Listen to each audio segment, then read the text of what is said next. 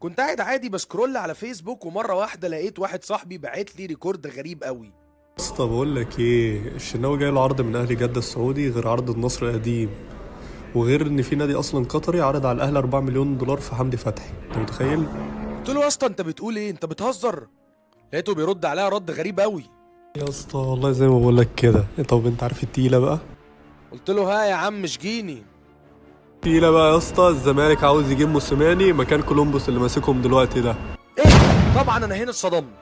موسيماني ايه اللي الزمالك عايز يجيبه؟ ومحمد الشناوي رايح فين؟ وحمدي فتحي رايح فين؟ والله العظيم العمليه ما ناقصه اصلا. طبعا بعد الكلام ده قلت لازم ادور، وقعدت دورت وسرشت واكلم ناس وارن على ده واسال ده لحد اما وصلت للحقيقه.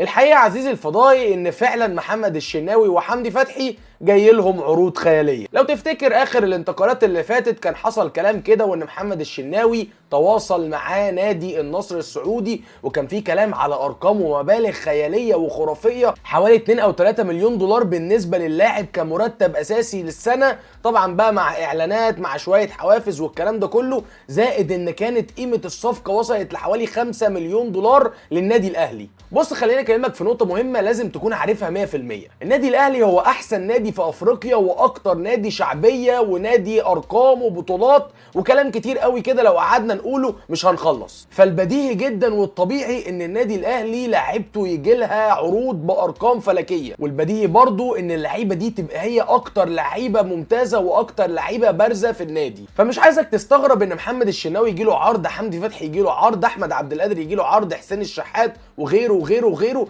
لانك كفريق دلوقتي محتل كل حاجه تقريبا. حتى لو اخر سنه او اتنين ما قدرتش تاخد الدوري الخاص بالدوله بتاعتك، ولكن انت كنادي توتال وبشكل عام قوي جدا. النادي الاهلي المفروض وبكل هدوء لازم 100% هيفتح باب الانتقالات بالنسبه للعيبه اللي موجوده. طبعا مش هتأفر وطبعا مش هتمشي لعيبه كتير، ولكن في نفس الوقت لما يبقى عندك 2 او 3 لعيبه حتى لو من الركائز الاساسيه، فانت 100% كنادي اهلي لازم تبقى بتصدر للدول اللي بره او للدوريات الخليجيه او كمان للاوروبيه في المستقبل ان شاء الله. محمد الشناوي لو تفتكر وقت عرض النصر ده كان حصل له دربكه كده والدنيا خربت معاه خالص، واكيد 100% الراجل لما عرف ان هو ممكن يتكلم في الموضوع ده، ولكن بعد نهايه الموسم بدات الدنيا تهدى معاه شويه وبدا ان هو يبدا يركز تاني داخل ارضيه الملعب. حمدي فتحي لاعب وسط مهم، وكنت كلمتك في حلقه من الحلقات لو ما شفتهاش هسيبها لك في الاي اللي هنا واللي هنا، كنت بكلمك في نقطه ان امام عاشور ممكن يجي النادي الاهلي ولكن في حاله رحيل احد اللاعبين، يا اما اليو ديانج او حمدي فتحي. والله صفقه حمدي فتحي لو تمت بنجاح وحمدي انتقل للدوري القطري وبعرض حوالي 4 مليون دولار و2 مليون للاعب، فدي تبقى حاجه كويسه وتبقى حاجه محترمه جدا وعقد كويس، والنادي الاهلي وقتها يقدر يتعاقد مع امام عاشور. او برضه لو اليو ديانج جاله عرض قوي اكتر من 5 مليون دولار، ساعتها النادي الاهلي برضه هيوافق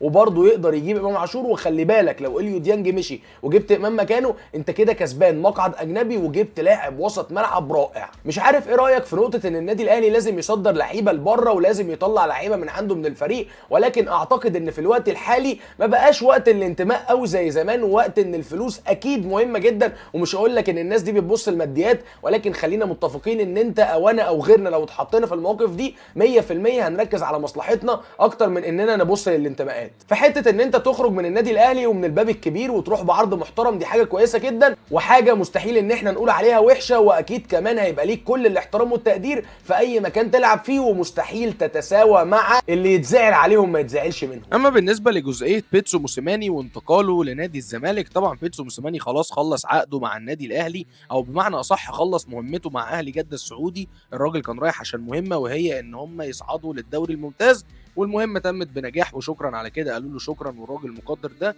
ومشي بكل احترام وكل تقدير. نادي الزمالك بدا يفكر دلوقتي في المديرين الفنيين اللي هم ليهم بصمه اقويه، بيقدروا من الاخر كده ايه يعرفوا يكسبوا النادي الاهلي ويعرفوا يكسبوا فرق في افريقيا. وبيتسو موسيماني بيكسب في افريقيا كتير، وبرضه كسب النادي الاهلي مع صن داونز في مباراه ال5-0. كمان اللي مشجع اداره الزمالك على انهم يسيبوا اسوريو ده ان الراجل عنده خلل، الدنيا معاه مش متظبطه، وبرضه المدير الفني كويس بيبان من بداياته.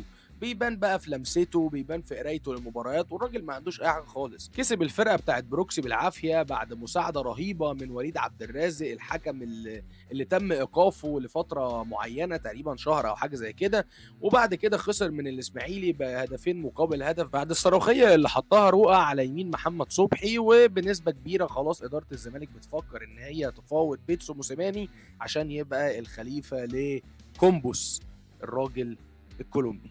وإلى هنا أعزائي الفضائيين في كل مكان بتنتهي حلقة النهاردة، الحلقة اللي اتكلمنا فيها عن مصير محمد الشناوي وحمدي فتحي وكمان سياسة النادي الأهلي في الفترة اللي جاية بالنسبة للانتقالات. اكتب لنا تحت في الكومنتس رأيك في الموضوع ده، وما تنساش تعمل لايك للفيديو وتصلي على النبي. ولو انت أول مرة بتتفرج علينا ما تنساش تشترك في القناة وتفعل جرس التنبيهات عشان أي حاجة ننزلها يجيلك بيها إشعار. دمتم في أمان الله وسلام عليكم.